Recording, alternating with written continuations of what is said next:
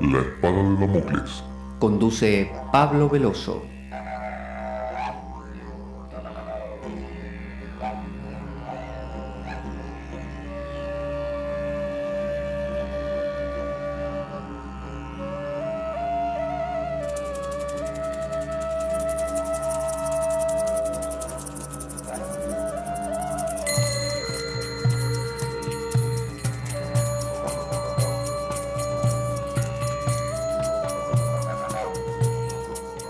Tal como lo cortés no quita lo valiente, así lo hilarante no quita lo profundo. Y dado que la vida es un juego, aquí comienza La Espada de Damocles. La ficción más real que puedas concebir. La Espada de Damocles es un programa que por mera falta de objetividad cree ser diferente. Personajes mitológicos salidos de los más profundos avernos. Leyendas escabrosas y sin sentido. Curiosidades inquietantes e inútiles. Historias antiguas malversadas por nuestra incapacidad de entendimiento. Y cuentos carentes de profundo significado. También pretenderemos sin el menor éxito entender al ser humano en toda su dimensión. En suma, si quieres desperdiciar tu vida, aquí comienza La espada de Damocles. La ficción más real que puedas concebir.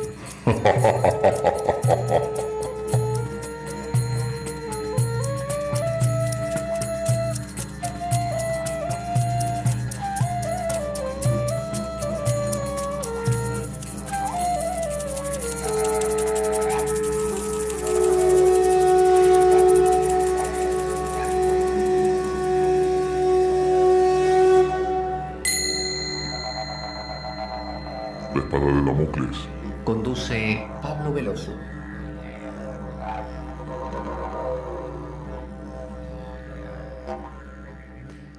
Buenas a todos. Aquí Pablo Veloso de La Espada de Damocles. Vamos a poner una musiquita de fondo ahí que suene. Ahí tenemos un poco de charango, que es un instrumento andino que proviene del altiplano, bueno, de Bolivia, Perú y estos países donde la tierra se toca con el cielo. Estamos hablando del Apocalipsis de San Juan, del Apocalipsis de la Biblia, el último de los libros del Nuevo Testamento, y lo venimos transitando desde el punto de vista psicológico. Estamos viéndolo como una explicación o explosión, ¿no? Una manifestación de todo lo que ha estado ahí como reprimido, contenido en una psique. Y como nuestra psique occidental es una psique que se basa en que somos buenos, en intentar forjar una máscara muy estricta y muy puntual de bondad, de perfección, de que todo está bien, bueno, es lógico que estas explosiones se den. Entonces recordemos que Juan en los primeros versos nos contaba que estaba confinado en la isla de Patmos, en el exilio, y que habíamos hablado de que el confinamiento, la restricción en cualquier ámbito de nuestra vida, a veces voluntaria, a veces involuntaria, siempre produce una acumulación de energía que luego se expresa y cuando se expresa saca cosas que uno no tenía previsto ver, ¿no es cierto? Y esa confrontación siempre es dura, siempre nos hace encontrar con nosotros mismos. Por eso don Juan de Carlos Castaneda recomendaba a Carlos Castaneda justamente que cuando él estuviera tan metido, ¿no?, en todo esto profundo, que sintiera que era demasiado, porque a veces uno cuando mira en la sombra, recuerde que Juan dice que oyó una voz que venía de detrás de él, una voz de trompeta, una voz que lo asustó, y él se giró y escuchó lo que la voz le decía. Normalmente la mayoría de las personas viven vidas donde intentan no oír la voz de trompeta hasta que la voz que intentó por muchos modos comunicarse con voces más agradables, no encuentra otra manera que sonar como una trompeta y pegarnos el susto de nuestra vida, ¿no? Y sonar como una trompeta es una depresión que apareció y vino para quedarse, es una angustia que nos estruja el corazón, es una ira incontenible que queremos matar y prender fuego al mundo, y así. Entonces, este mirar hacia atrás de Juan es una forma no demasiado pensada. Él no la tenía planeado. Recuerde que cuando uno mira hacia atrás voluntariamente, lo hace cuando hace una terapia, que deliberadamente quiere conocer lo que hay detrás, cuando medita profundamente, cuando analiza sus sueños. De lo contrario, no. De lo contrario, uno vive una vida donde intenta creer que todo lo bueno y lo valioso está delante, que detrás no hay nada, ¿no? Que no hay nada dentro de uno, es todo lo que se ve. Eh, y don Juan entonces de Castaneda, retomando esto, lo que le decía a Carlos Castaneda es que cuando fuera demasiado ver la sombra, porque él sí le proponía girarse y ver lo que hay detrás, que él tenía que ocuparse de hacer lo que la gente hace. ¿Qué quiere decir hacer lo que la gente hace? Bueno, el guerrero tenía que, por ejemplo, ir al cine, salir a pasear, ir a una fiesta, ver una película, reírse un rato, no sé, hacer cosas que lo despejen, ¿no? Que lo despejen, que lo diviertan. Porque si no, uno podía morir en el intento. Es decir, cuando uno se gira y ve la sombra, y ve la sombra, y ve la sombra, y ve la sombra, bueno, la máscara se puede hacer pedazos de manera tan drástica que uno no puede reconstruirse después, ¿no es cierto? Porque esa máscara es útil, socialmente es útil, uno funciona a través de una máscara. El tema es que la máscara no sea todo, que es lo que nos pasa. A Juan le pasó eso. Él pensaba que su máscara de ser buen cristiano y amar al prójimo era todo. Y por eso se sobresaltó con esta voz de trompeta que le apareció y todo lo que vino después, ¿no es cierto? Toda esta explosión de una especie de mundo onírico desgarrador que le apareció. Entonces, las formas de relacionarse con lo luminoso es eso, lo profundo de uno, ¿no? Y no de uno, de todos, ¿no? Lo trascendente, lo que Jung llamaba el inconsciente colectivo. Es, o bien, al estilo de Juan, que se llamaría imaginación pasiva, que es unidireccional, solo se oye, es una experiencia mística. El místico lo que hace es, está con su vida, con sus cosas, como ya le dije, hace sus ayunos, sus celibatos, sus privaciones de sueño, sus austeridades diversas, y con eso él sabe que en algún momento va a aparecer lo luminoso, y cuando aparece, lo escucha. Entonces después cuenta. Vos sabés que tuve una experiencia que lo vi a Jesús y que me reveló unos misterios interesantísimos. Y viene otro y dice, el otro día cuando estaba rezando se me apareció la Virgen María y escuché su voz y me dijo unas cosas súper dulces. Pero todas son oír, todas son escuchar. Fíjese que Job en el Antiguo Testamento no es que solo escuchó, él interaccionó. Juan, a lo largo de todo este Apocalipsis, básicamente, salvo en alguna ocasión muy pequeña, básicamente lo que hace es todo lo que Dios le va diciendo o el ángel le va diciendo, él lo escucha, lo escribe, lo transcribe, lo comunica, pero él en ningún momento dice, ¿y esto por qué es así? ¿Y qué pasó con tal otra cosa? ¿Y por qué? ¿Y para dónde? Y no hace preguntas. Como le digo, salvo en alguna ocasión muy puntual y pequeñita que quiere saber el por qué son castigados algunos determinados o cosas así. Pero en general no. Entonces, eso es lo que se llama imaginación pasiva en la psicología junguiana. Es lo que son las experiencias místicas. Es una experiencia. Yo soy un paciente, estoy pasivo y recibo una experiencia que me vino o que yo la busqué, pero que la escucho y listo. En cambio, en la terapia del análisis de la psicología profunda, se utiliza la imaginación activa.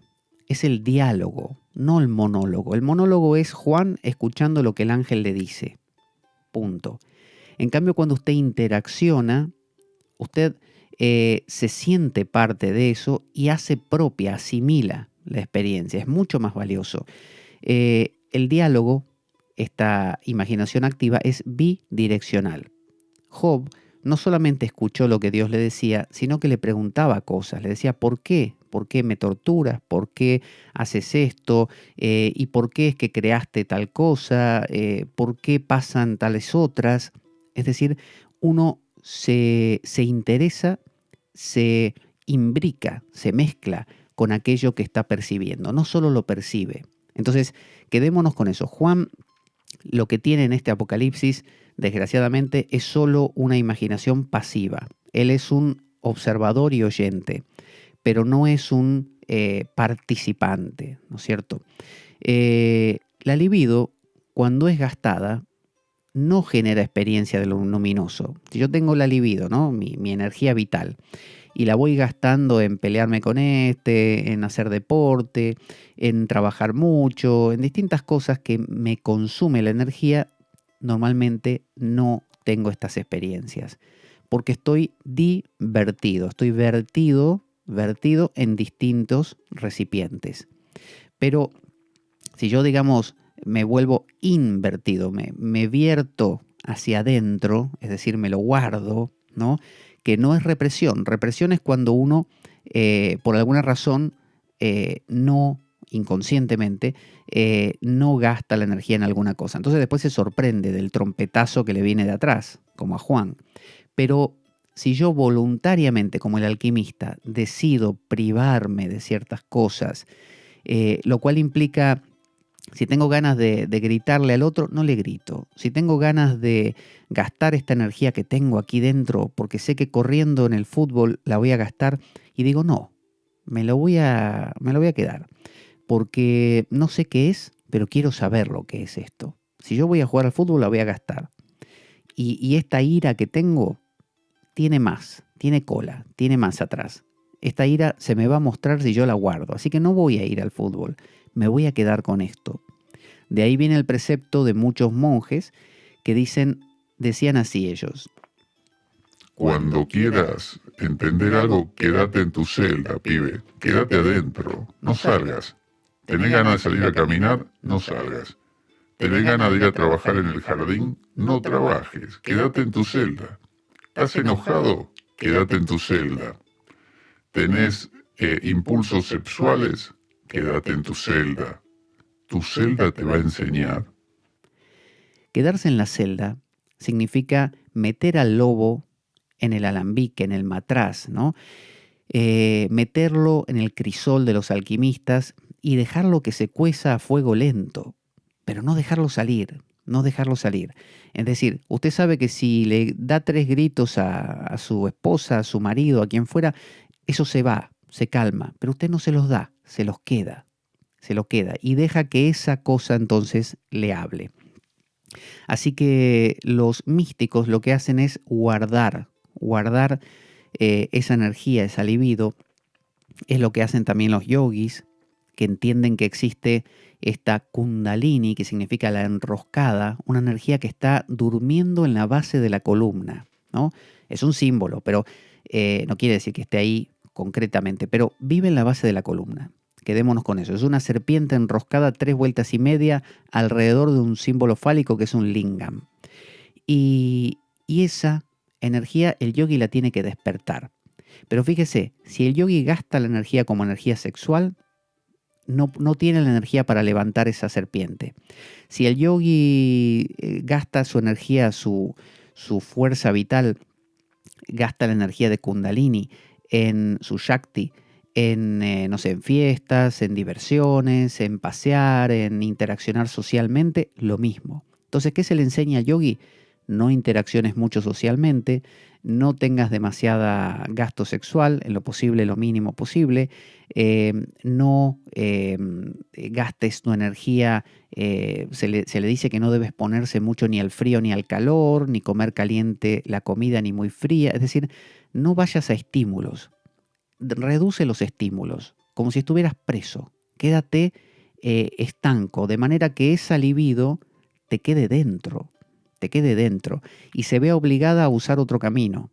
Y ese camino es el de, en este caso de los yogis, despegar por la columna, ir atravesando los distintos chakras hasta llegar a la coronilla de la cabeza, que es lo que se busca. Entonces el el que conscientemente quiere descubrirse, lo que hace es guardar su energía vital. No la divierte, la invierte.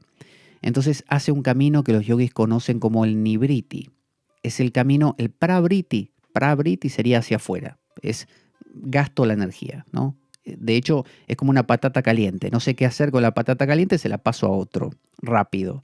En cambio, el yogi dice, no, quédate con la patata caliente. Quédate en la celda. ¿Estás nervioso? No hagas nada. Quédate con los nervios. ¿Estás enfadado? No hagas nada. Quédate con el enfado.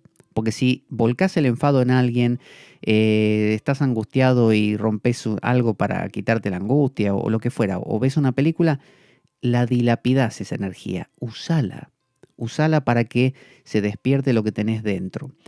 Y obvio, lo que tenés dentro al despertarse no va a ser muy simpático que digamos, va a ser lo que tenías detrás. Esto te ayuda a darte la vuelta y mirar lo que tenías detrás. Entonces, Juan no hizo esto. A Juan la trompeta lo sobresaltó, porque él sí reprimió, pero no conscientemente. Él intentó ser bueno, o sea, reprimió un montón de cosas inconscientemente y luego esto le apareció. Como él tenía justamente un contexto tradicional de un Ezequiel, de un Daniel, de un Enoc, él supo entonces aprovechar la experiencia. Pero la persona de hoy en día, si tiene una emergencia, ¿no?, de contenidos inconscientes, luminosos, ni se entera, ni le importa. Lo que busca es que todo vuelva a la normalidad lo más rápido posible. Entonces, los místicos normalmente no practican en general, no practican la individuación, porque solo lo que hacen es, tienen una experiencia, porque guardan esta energía, como hizo Juan, tienen una experiencia mística, la traducen en términos religiosos, cosa muy importante, para asimilarla, la atesoran, la escriben, se la cuentan a otros, sirve de edificación y de confirmación del buen camino, pero no conduce a la individuación. La individuación es el proceso de integrar todo, la sombra, el ánimus, el ánima, todo lo que hay debajo de la corteza de nuestra vida cotidiana. Cuando no hacemos este último paso de integrar, de dialogar con eso, de participar, y solo somos espectadores pasivos, no hacemos camino de individuación, sino solamente tenemos una experiencia, nos revela que hay una dimensión más profunda, nos resulta sumamente interesante, la atesoramos, la acariciamos y queremos tenerla otra vez, como un contacto con eso trascendente. En cambio, la psicología profunda lo que busca es traducir, pero también es dialogar, asimilar, integrar, y ahí ocurre la individuación. No es que uno se convierte en un pasivo recipiente de una revelación, no, se convierte en un activo participante de lo que está ocurriendo. De ahí vienen todas estas técnicas psicodramáticas, como por ejemplo que uno tuvo un sueño y en lugar de tenerlo y traducirlo como decir, esto debe significar tal cosa, esto es como aquello que en la mitología es tal otra, y listo. No, uno habla con los personajes del sueño. Entonces soñó, no sé, con una gallina verde y le dice, escúchame, gallinita, ¿vos qué hacías en mi sueño anoche? ¿Por qué estabas ahí? ¿Cuál era tu motivación? ¿Qué querías de mí? Entonces uno dialoga con los personajes del sueño. Eso es lo que Jung proponía como imaginación activa. Por ejemplo, uno tiene una emoción determinada, la ira. Y Jung decía, bueno, a ver, trae la ira a tu mente y deja que aparezcan imágenes. Pero no te quedes con ninguna, no intentes congelarlo. Deja que vaya variando en imágenes e implicando otras emociones. Y no solo lo hagas, sino que después o lo escribís, o mientras lo estás haciendo lo escribís, o lo dibujás, ¿no? De manera que esto lo puedas después ver. Por eso es que nos gusta tanto ver una obra artística, sea una película, sea una pintura, porque expresan justamente vivencias y nos parecen más interesantes cuando son producto de experiencias, ¿no? Alguien que tuvo una experiencia profunda y la convierte en película o en poema o en libro novelado, nos parece fantástico, porque estamos bebiendo de lo luminoso. Y usted dirá, bueno, es lo luminoso del otro. No, lo luminoso es lo luminoso de todos, da igual. usted puede tener sus problemas y el otro los problemas del otro, pero en el fondo, fondo somos todos iguales. Yo le puedo tener miedo a las arañas y usted miedo a la oscuridad, pero en el fondo es miedo. Así que a mí me sirve su miedo, es lo mismo. Entonces esto se ve muy bien en en el Apocalipsis de Juan, capítulo 1, del 12 al 16. Fíjese, dice, aquí lo tenemos, del 12, aquí, ahí. Me volví para ver de quién era la voz que me hablaba, dice Juan. Acuérdese, la trompeta le sonó, él no se lo esperaba, y al volverme vi 7 candelabros de oro. En medio de los candelabros estaba alguien semejante al Hijo del Hombre, vestido con una túnica que le llegaba hasta los pies, y ceñido con una banda de oro a la altura del pecho. Su cabellera lucía blanca como la lana, como la nieve, dice, y sus ojos resplandecían como llamas de fuego. Sus pies parecían bronce al rojo vivo en un horno, y su voz era tan fuerte como el estruendo de una catarata. En su mano derecha tenía 7 estrellas, y de su boca salía una aguda espada de 2 filos. Su rostro era como el sol cuando brilla en todo su esplendor. Entonces, los 7 candelabros, el ángel, el tabernáculo, todo esto proviene de una simbología que si uno no la conoce dice, bueno, como le decía, este Juan debe ser un tipo muy imaginativo. No, en realidad todo esto viene del Antiguo Testamento. No sabemos si es que Juan lo vivenció y lo tradujo al Antiguo Testamento o Juan lo experimentó y estos símbolos él mismo, son 2 opciones, o bien los demás, sus amigos, la gente lo fue traduciendo o él mismo lo tradujo a lo que había ya en el Antiguo Testamento hablando de estas cosas. Porque lo que él vio aquí es lo que había en el tabernáculo de Israel, es decir, donde estaba el Arca de la Alianza, donde se guardaban los mandamientos de Moisés. Todo esto él lo ve representado en este anciano. Ve los 7 candelabros, el ángel, el tabernáculo del Antiguo Testamento. Él ve el arquetipo atemporal que todavía está disponible para ello. Es decir, si yo le pregunto, ¿qué es Dios para usted? Bueno, usted tendrá una mezcla de lo judío con un poquito de lo griego y un poquito de lo científico moderno. Entre todo eso usted me va a armar una idea de Dios. Bueno, Juan no tenía todo eso. Juan tenía un toquecito de lo griego, pero el 99% era judío. Así que toda su simbología tuvo que ver con eso. Los 7 candelabros son los ojos de Yahvé. Jung decía que uno de esos ojos era Satán. ¿Se acuerda que en el libro de Job, supuestamente Satán, que hace un pacto con Yahvé para torturarlo al pobre Job, en realidad estaba caminando por la tierra y volvió de una caminata donde había caminado para ver qué encontraba. Y fue ante Dios y le contó lo que vio y ahí se suscitó la conversación y luego la idea de torturarlo a Job, entre los dos. Entonces, Satán es planteado como alguien que camina por la tierra para ver. Entonces, Satán es uno de los ojos de Yahvé. Son 7 candelabros, hay 6 más. ¿Qué son estos ojos? Son los arquetipos. Los arquetipos ven el mundo. Es decir, la muerte, la maternidad, la paternidad, el héroe, el sabio, la anciana, la bruja, todo eso, la prostituta, todas esas grandes imágenes que después cuajan en la vida de las personas de una y otra manera, teñidos de distintos colores, están continuamente mirando al mundo, ¿no? Mirando para ver dónde cuajan. Es como si dijéramos que el miedo siempre está ahí. Hoy se puede cuajar en este miedo a que se golpea una puerta y me asustó. Y mañana lo que puede cuajar es el heroísmo de ayudar a una persona en la calle. Pero están ahí, están flotando. Cuando no nos damos cuenta de esto, vivimos ignorando los ojos de Dios. Pero cuando nos damos cuenta, como Juan, nos impacta. Porque es como que uno dice, por ejemplo...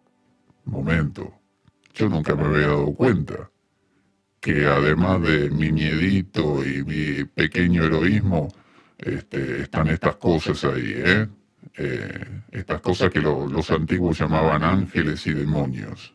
están ahí, los daimones son. Mira qué chiste. Y yo que creía que estábamos solos, nos están mirando. Claro, esta idea genera otras, como por ejemplo los extraterrestres nos observan, los ángeles de la guarda o los que sean nos están mirando. Esa sensación de sentirse mirado. Veo que tanto molesta el ojo ese que hay en el dólar, el de la pirámide esa, que es el ojo de Dios. Bueno, molesta mucho porque nos molesta como humanos sentirnos observados. Todo esto de los arquetipos es como darnos cuenta de nuestra propia pequeñez y por lo tanto de ser observados. Por eso es que el mundo se ha deshecho de Dios, ¿no? Y de todo lo que es teológico en una intención o en una pretensión de no ser más mirado.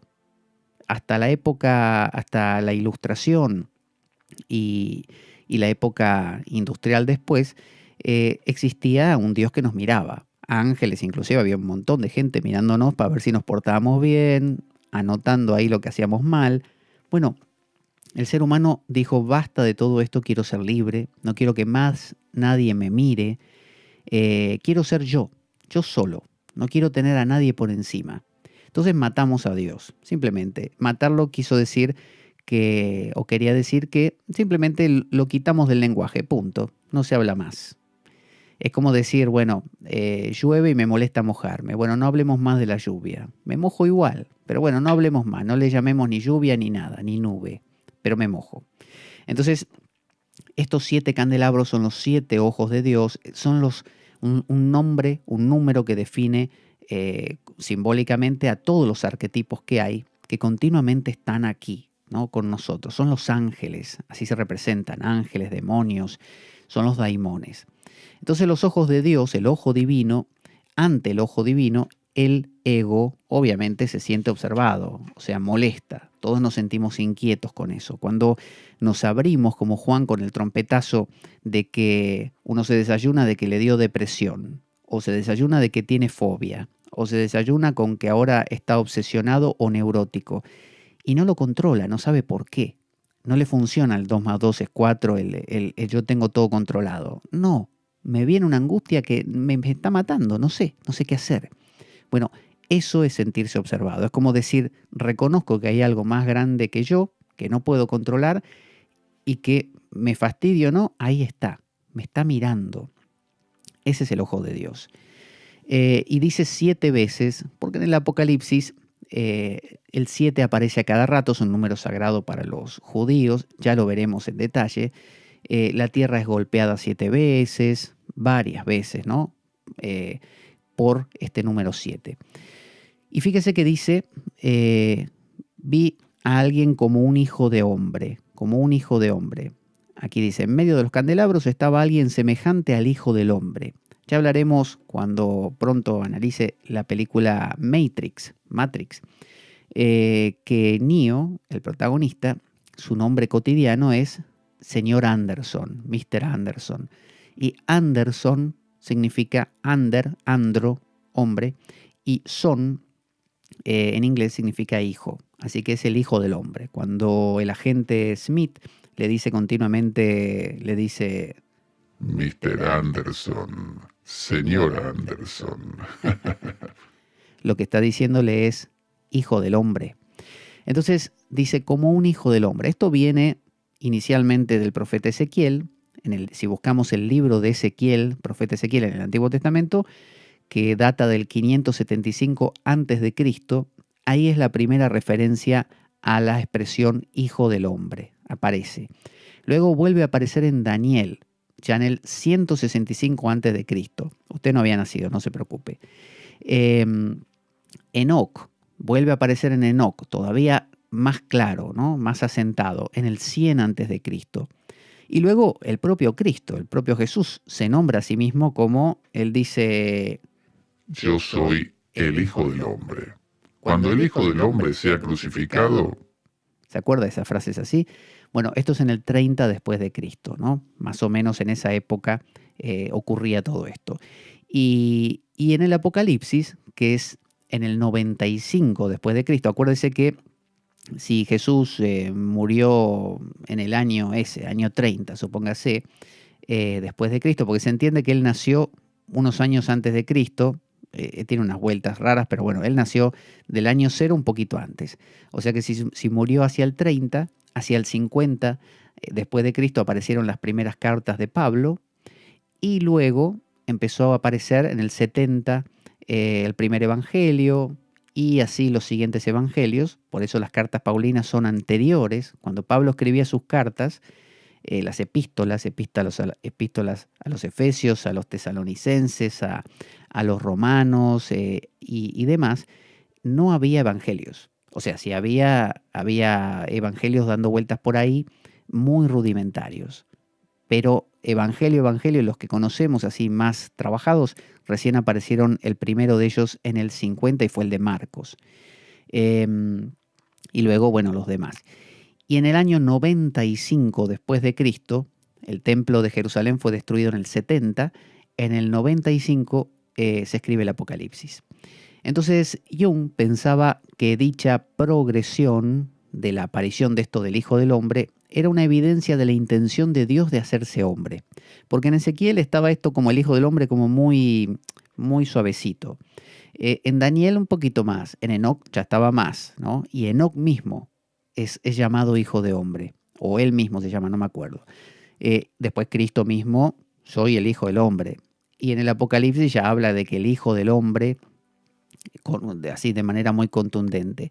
Así que decir Hijo del Hombre hace referencia a Dios descendiendo, a lo luminoso, lo inconsciente manifestándose, haciéndose carne en su vida, aquí.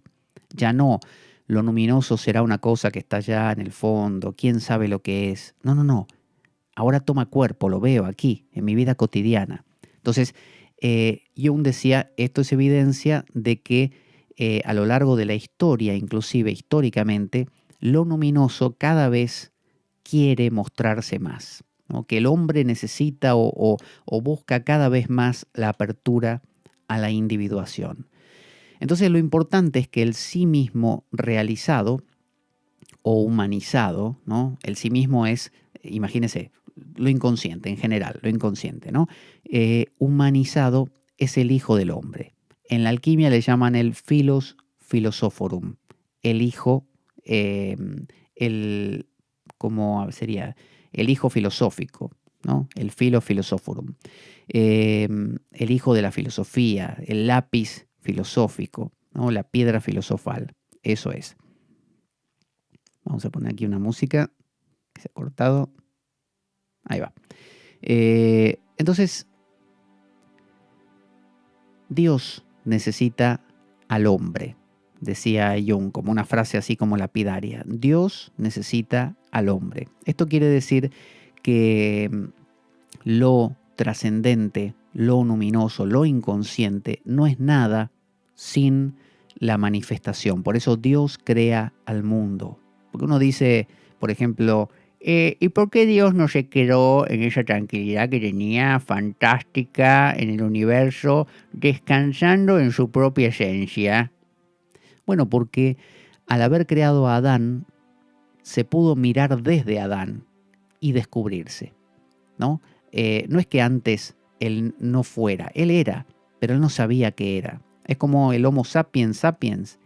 Un perro sería como sapiens, porque el perro piensa. El perro tiene emociones básicas, o sea, se enoja, se alegra cuando viene el amo y todo así. Sin embargo, no piensa sobre lo que piensa. Es decir, el perro se alegra porque viene el amo, pero él no dice para sus adentros, el perro mismo, ¿no? Qué contento estoy porque está viniendo mi amo. No, el perro solamente está contento. Eso significa sapiens. Ahora, sapiens sapiens significa que el perro se tendría que dar cuenta de que está poniéndose contento. Eso no lo hace un perro. Dios, para poder ser sapiens sapiens, para darse cuenta que es, necesita mirarse de fuera. Necesita como crear una segunda cosa. Por eso la creación del ego, que mira a lo inconsciente, es la forma de darse cuenta de la totalidad que uno es. De lo contrario, solamente uno sería. Existiría Dios, ¿no? La totalidad de las cosas, pero no una totalidad que se da cuenta de que es una totalidad, por ejemplo. Entonces, Dios necesita al hombre. Por eso el diálogo de Dios con el pueblo de Israel continuamente, el diálogo de Dios con Job, la encarnación de Dios como Cristo, la búsqueda del pacto con el hombre continuamente. Es decir, lo inconsciente siempre busca al ego. Esta idea de que matemos al ego para que nos volvamos todos lo trascendente. No, no es lo que se busca. Lo que se busca es que el ego vea a lo inconsciente y se integre, pero no que desaparezca en eso. Se integre en el sentido de que es como decir, yo estaba convencido de que solo existe la ciudad de Oviedo. Ahora me di cuenta de que existe España también, alrededor de Oviedo, y que Oviedo es parte de España. Entonces, no es que ahora Oviedo desapareció, Oviedo sigue existiendo, solo que ahora me doy cuenta que hay una cosa mayor llamada España que contiene a Oviedo, pero no lo niega. La luz brillante, fíjese, una de las cosas que él ve, una luz que resplandece, es el símbolo solar del sí mismo. Acuérdese que el sol ha sido siempre un símbolo de la totalidad, del Dios trascendente, de la omnipotencia divina, de esa fuerza que todo lo puede. Porque el sol ha sido visto muchas veces como el ojo de Dios, porque es como si fuera un ojo que flota ahí en el cielo, de algo muy grande. Al mismo tiempo es el dador de vida, es la fuente de toda existencia. Entonces, el sol, como pasó para los aztecas, incas, mayas, para los egipcios, ha sido casi un dios, ¿no? Como un símbolo de lo trascendente. Entonces, ver algo muy brillante para nosotros, en esta cultura occidental también, es siempre un símbolo de la pureza, de lo trascendente, de lo que te ciega al mismo tiempo, que brilla tanto que no lo podés mirar, ¿no? Es muy brillante, no es una luz brillante. La luz brillante, cuando es muy brillante, produce oscuridad. Por eso la diosa Kali, de la India, representa en su oscuridad la oscuridad que se produce cuando uno está expuesto a demasiada luz. Cuando uno ve mucha luz, es demasiado, es cegadora y uno está en una oscuridad. Entonces, esa es la oscuridad o la luz que representan a la totalidad. Por eso Juan lo que ve es un símbolo del sí mismo, ¿no? De eso inconsciente que es necesario incluir. Entonces el Hijo del Hombre sería un ego individuado. Cuando hablamos del Hijo del Hombre, nos referimos a una persona que se ha dado la vuelta y está mirando lo que tenía en sus espaldas. Integra su sombra, integra a los 7 candelabros, es decir, se abre a los arquetipos, contempla la posibilidad de que existan, se permite vivir en ellos y sentir su influencia. Nuestro programa carece de sustento económico externo. Si quieres colaborar y apoyarnos, puedes hacer de cuenta que me invitas a un café y dejar una donación equivalente a ello o lo que tú desees a través del enlace de PayPal que aparece en nuestro canal en iBooks. Si tienes alguna duda al respecto, puedes enviarme un correo a infoespadaweb@gmail.com para informarte y desde ya muchas gracias por ello. Fíjese que una de las cosas que dice es que el Hijo del Hombre es el alfa y el omega. Esto lo dice en Apocalipsis en el siguiente verso, en el 17. Apocalipsis capítulo 1, versículo 17 dice, al verlo caí a sus pies, como muerto. Pero él, o sea, cuando uno ve, se abre a la sombra, ¿no? A lo que hay debajo, a lo profundo, ya sea en terapia, en meditación, analizando sueños, como un insight, como una intuición, ¿no? Que uno tiene una experiencia mística, en el mejor de los casos con imaginación activa, es decir, bidireccional, y en el peor solamente como un receptáculo pasivo, uno cae al suelo como muerto, obviamente, porque es muy fuerte. Hasta ahora uno pensaba que era yo y mi mente, yo y mis decisiones, yo y mi voluntad. Ahora me doy cuenta que hay más. Entonces, pero él dice, poniendo su mano derecha sobre mí, me dijo, no tengas miedo, yo soy el primero y el último. El primero y el último, el alfa y el omega.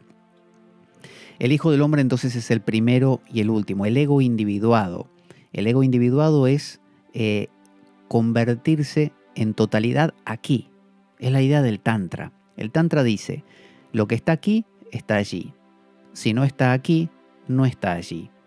Esto quiere decir, si yo voy a esperar a una futura disolución del ego cuando me funda con lo infinito, no va a ocurrir nunca, porque me estoy perdiendo el único tiempo que existe, que es hoy.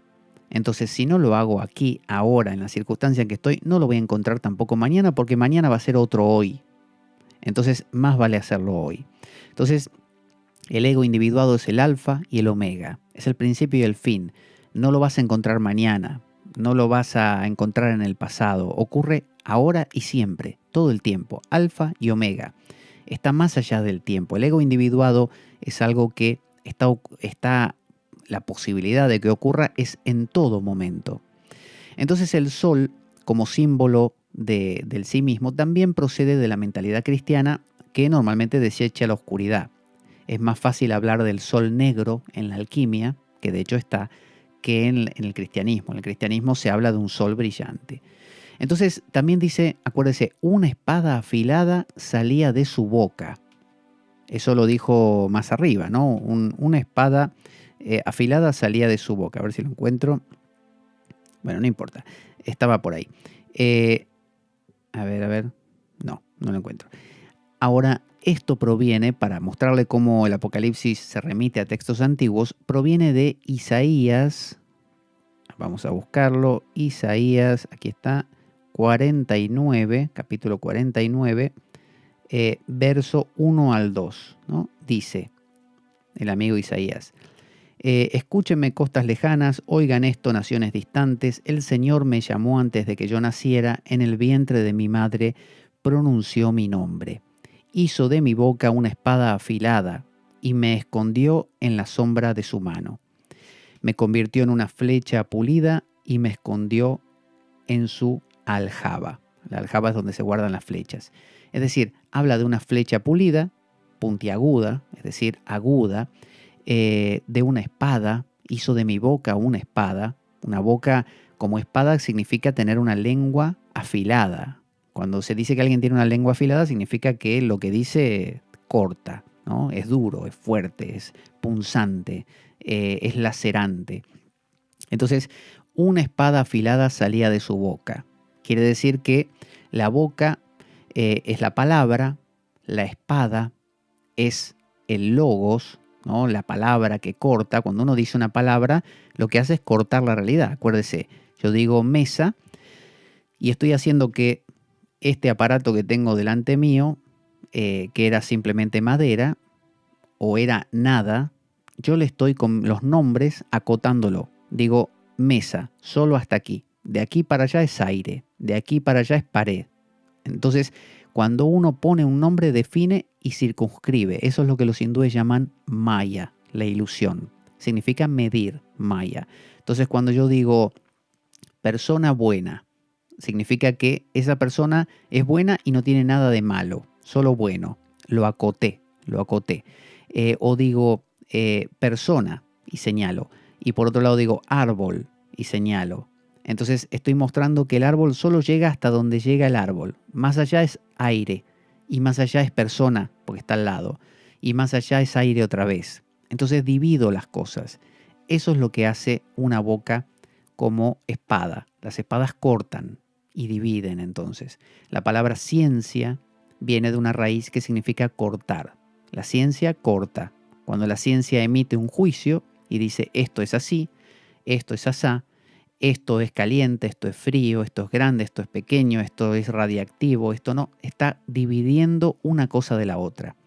Más divisiones tenemos, más clasificaciones tenemos, tipo Aristóteles, más aislamiento se genera.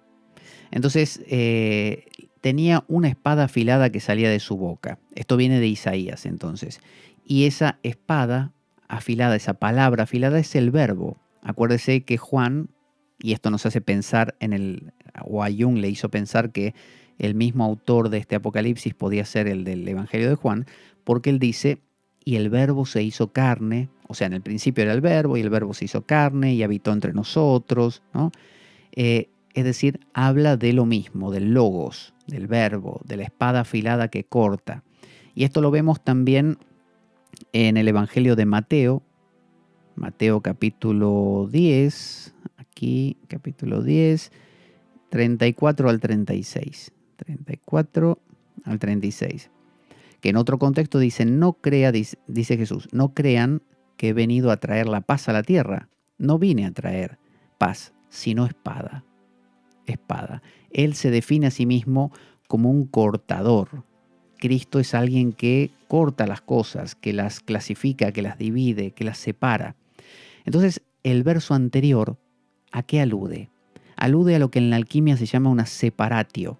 La alquimia tiene varios procesos, como por ejemplo la mortificatio, la sublimatio, la solutio, la coagulatio y la separatio.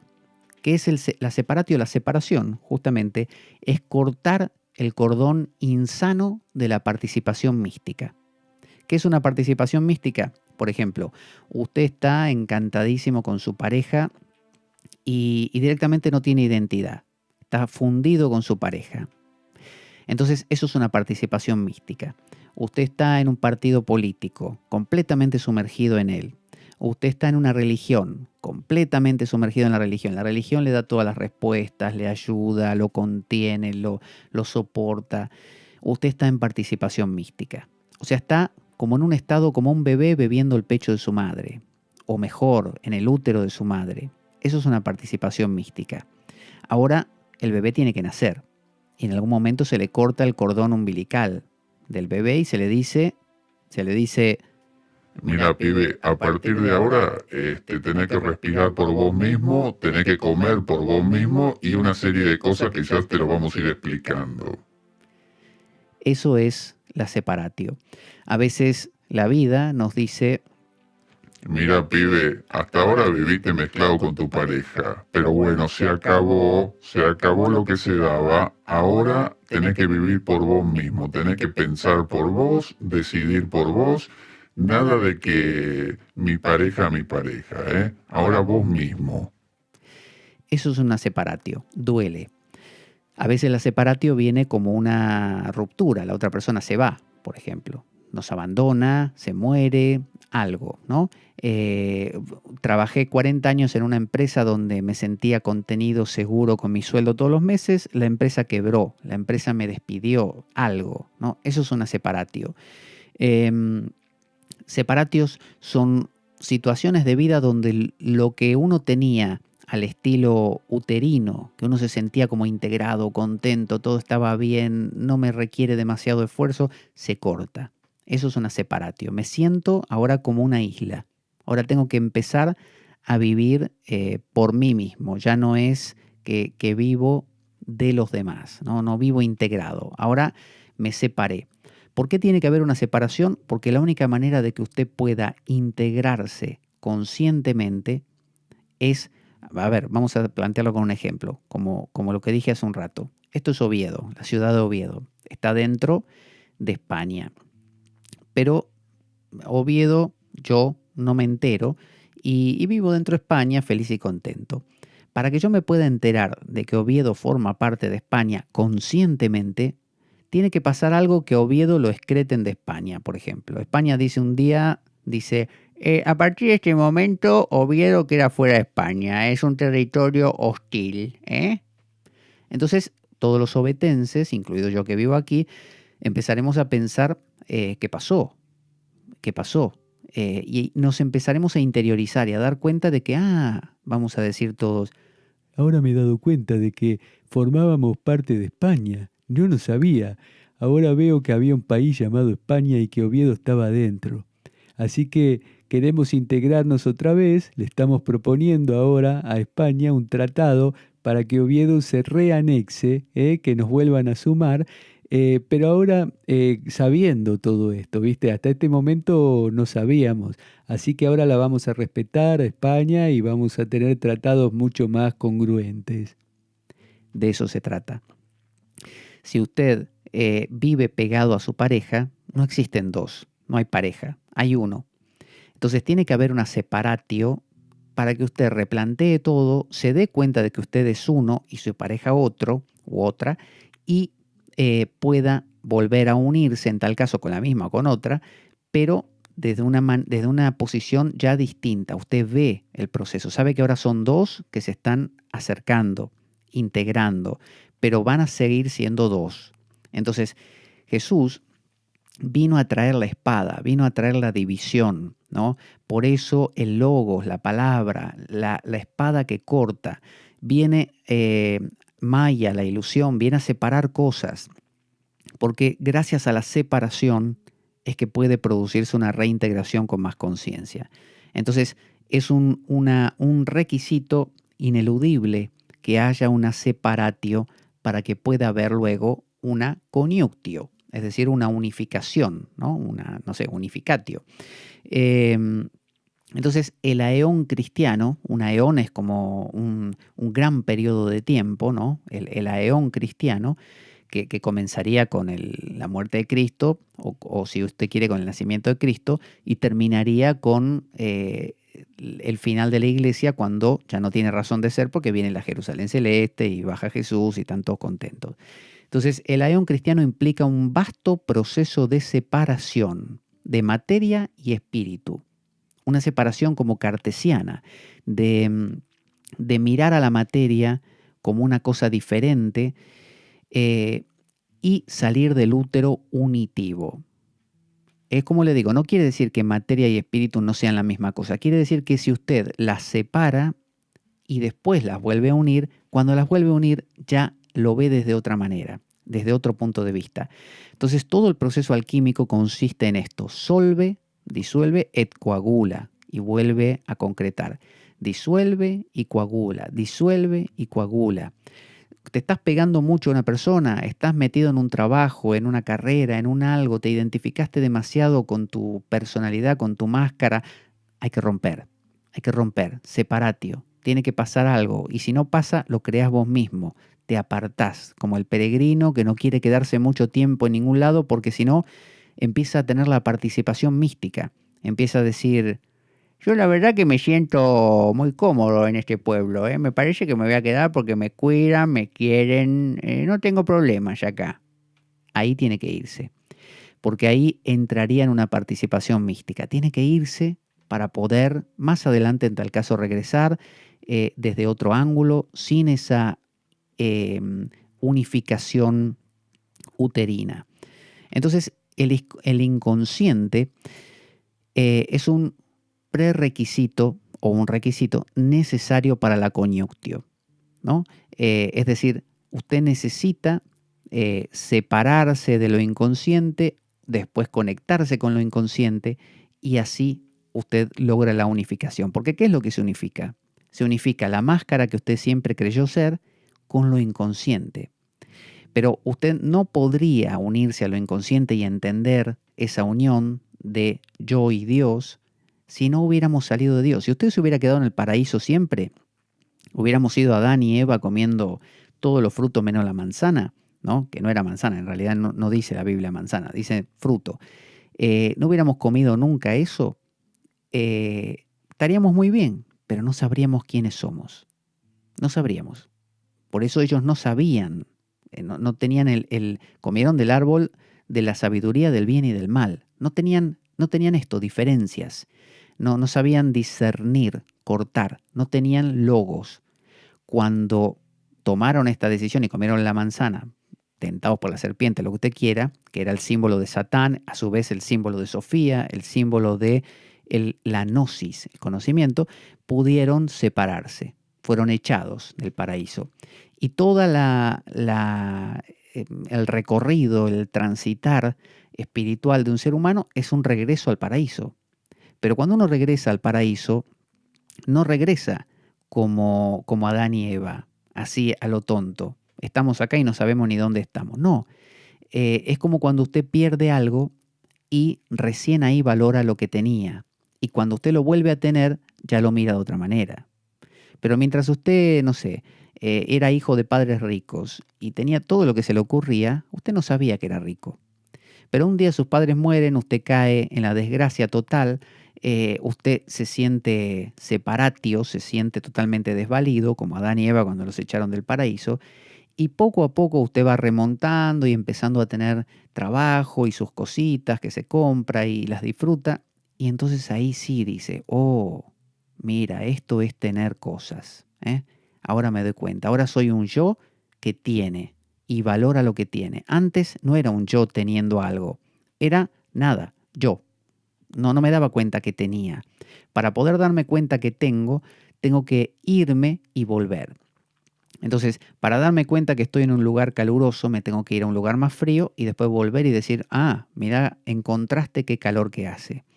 Entonces, la espada que corta, ese Jesús que vino a traer la espada, es el que vino a cortar la comodidad. Estás muy cómodo ahí, decía Jesús, ¿no? Tenés que cortar con eso, tenés que romper, como ese que quería seguirlo y él le dijo, bueno, sígueme. Y el chico le dijo, mira, tengo que ir a enterrar a mis padres y vengo. Y Jesús entonces dijo, el que pone la mano en el arado y mira hacia atrás no es digno de seguirme. Como diciendo, aquí se trata de cortar realmente. No podés estar que sí, pero que sigo enganchado con... No, tenés que cortar. Si no cortás, ¿no? Como el monje que abandona a su familia, o el sacerdote, o la monja, o el peregrino, o cualquier persona que quiera realmente dimensionar lo que le pasa, que se aparta y regresa. Esa es la idea de la separatio. Y bueno, una de las cosas que evidencian los sueños es sueños donde la separatio aparece. ¿Cuáles son? Por ejemplo, sueños con cuchillos. Usted sueña con espadas, que eso era más propio del pasado, ¿no? Hoy en día, como no hay tantas espadas, y sí hay cuchillos, bueno, usted puede soñar con cuchillos. Puede ver películas donde hay un asesino con cuchillos.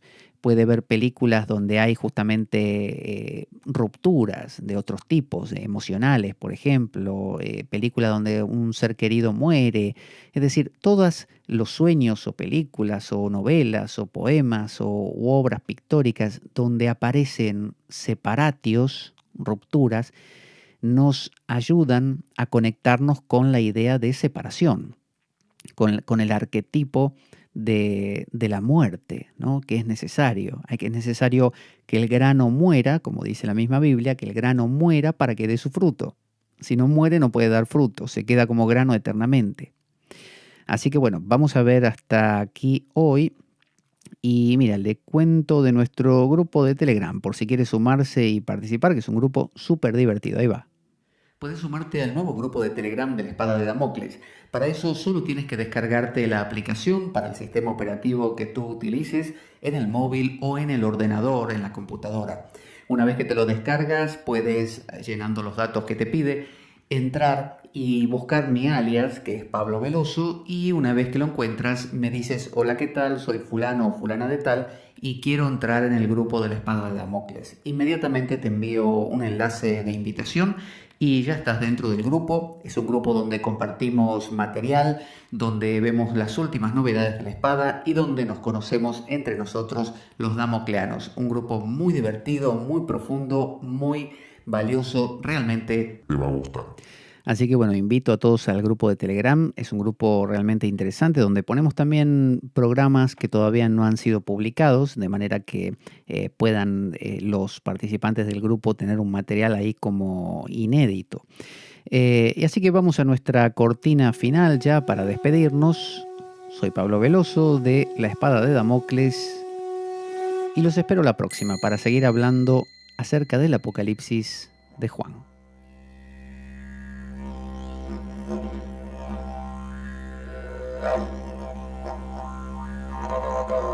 La Espada de Damocles. conduce Pablo Veloso.